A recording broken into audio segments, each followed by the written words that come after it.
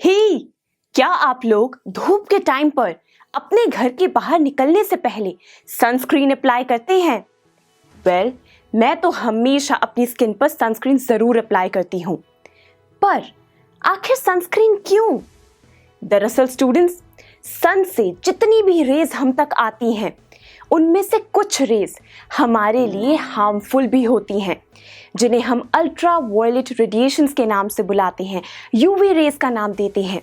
ये ऐसी रेज हैं दोस्तों, अगर इनका एक्सपोजर हम लोगों तक ज़्यादा आ गया तो फ्रेंड्स हम लोगों की स्किन डैमेज हो जाएगी।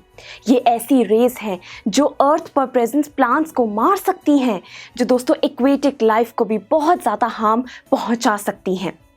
अब आप कहेंगे कि अगर सन से आ रही कुछ रेस हमारे लिए इतनी डेंजरस हैं, तो इसका मतलब तो घर से बाहर निकलना बहुत खतरनाक है, क्योंकि हमें तो पता ही नहीं चलेगा कि आखिर सन की कौन सी रेस हमारे लिए गलत है और कौन सी सही है।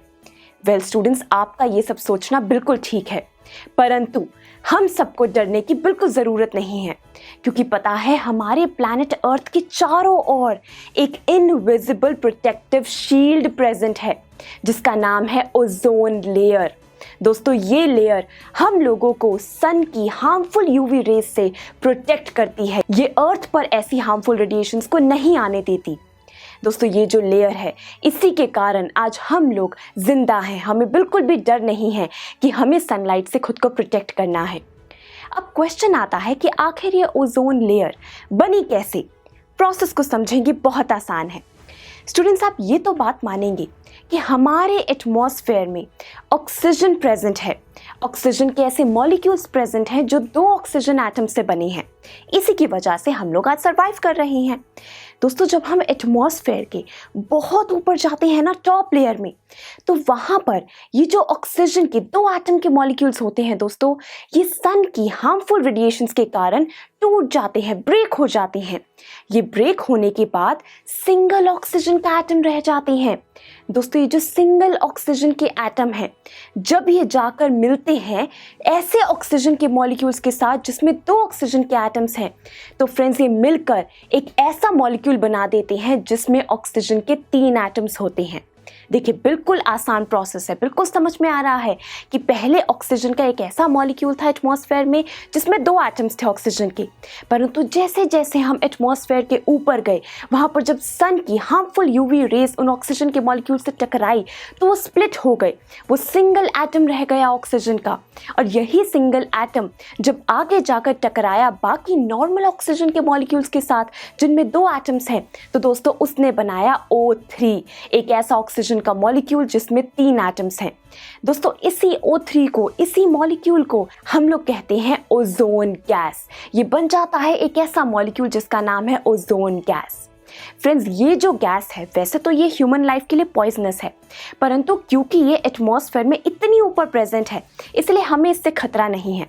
इनफैक्ट ये तो हमें प्रोटेक्ट कर रही है, एक लेयर बनाकर, एक ऐसी लेयर जो हमें हार्मफुल यूवी रेज से बचा रही है।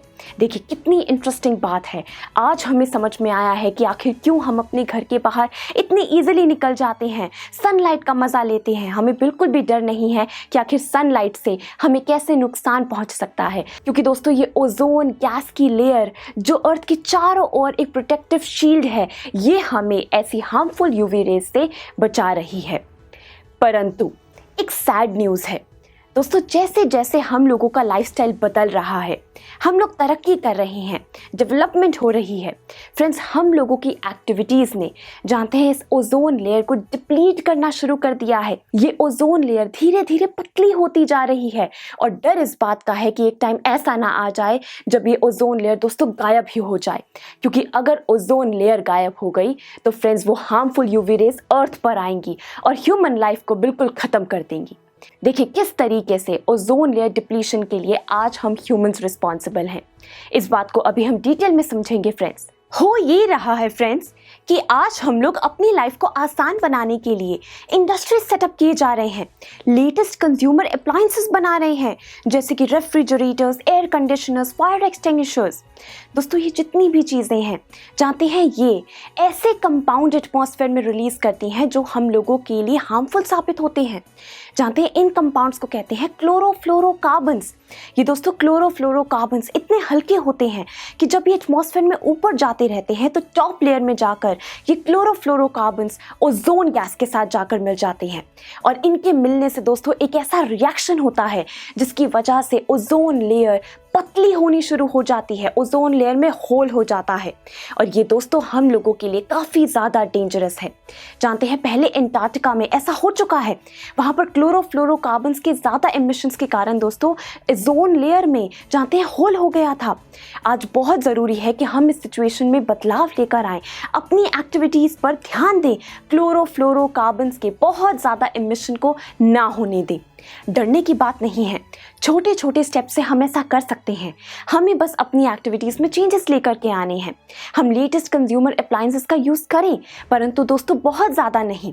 हम ध्यान दें कि एटमॉस्फेयर में क्लोरोफ्लोरोकार्बन्स बहुत ज़्यादा ना बढ़ जाएं, क्योंकि दोस्तों अगर ये ज़्यादा बढ़ गए तो हमारे सर्वाइवल को ही काफ़ी खतरा होगा। तो इसी के साथ हमने पहली एनवायरमेंटल प्रॉब्लम को डिस्कस कर लिया है, जिसका नाम है ओजोन लेयर डिप्लीशन। अब हम मिलेंगे अगले लेक्चर में, जिसमें हम लोग पता लगाएंगे सेकंड एनवायरमेंटल प्रॉब्लम के बारे में। इसका नाम है दोस्तों वेस्ट डिस्पोजल। हम लोग समझेंगे कि आखिर हम लोग वेस्ट मटेरियल को किस तरीके से डिस्पोज करें कि हमारे एनवायरमेंट में बिल्कुल भी बुरे इफेक्ट्स ना दिखाई दे। तो चलिए फिर मिलेंगे अगले लेक्चर में। So thank you for watching. I am sure students, आपको ये लेक्चर बहुत ही पसंद आया होगा। तो अगर आप अपने हर कंसेप्ट को इतने ही मज़ेदार और इंटरेस्टिंग तरीके से क्लियर करना चाहते हैं तो डाउनलोड कीजिए हमारी PuStack ऐप, जहां पर आपके लिए और भी बहुत सारे ऑप्शंस अवेलेबल हैं, जैसे कि sample papers, back exercise solutions, written answers and much more. So what are you waiting for? Download the app now.